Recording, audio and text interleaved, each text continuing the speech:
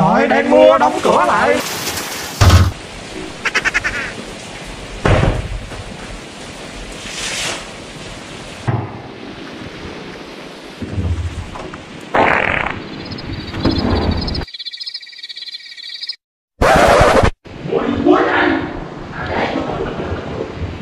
Thôi anh em, tôi núp lên tụi nó không thấy. Thấy không? Tụi nó thấy là